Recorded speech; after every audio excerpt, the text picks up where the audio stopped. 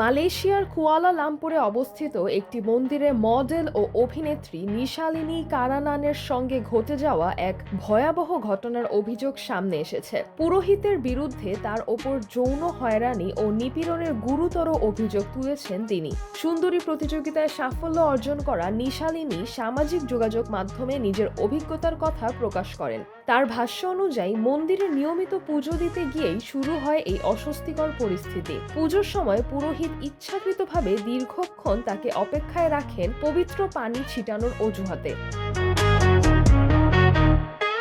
পরে অফিসে যাওয়ার প্রস্তুতির সময় হঠাৎ করে পুরোহিত তার শরীরে এক ধরনের তীব্র গন্ধযুক্ত তরল ছিটিয়ে দেন, যা দেখতে ফুলের সুগন্ধির মতো হলেও পরিস্থিতিকে আরো বিব্রতকর করে তোলে।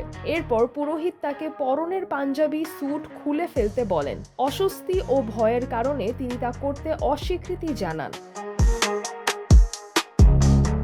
এরপর পরিস্থিতি আরও ভয়ানক রূপ নেয়। মন্ত্রপাঠ শুরু করার ভান করে আচমকাই পুরোহিত তার ব্লাউজের ভেতর হাত ঢুকিয়ে অশালীন স্পর্শ করতে থাকেন এবং এটিকে আশীর্বাদের অংশ বলে বোঝানোর চেষ্টা করেন। নিশালিনী তার পোস্টে উল্লেখ করেন, এটি ছিল কেবল শুরু, এর চেয়েও গুরুতর যৌন নির্যাতনের শিকার হয়েছেন তিনি, যা ভাষায় প্রকাশ করা তার পক্ষে সম্ভব নয়।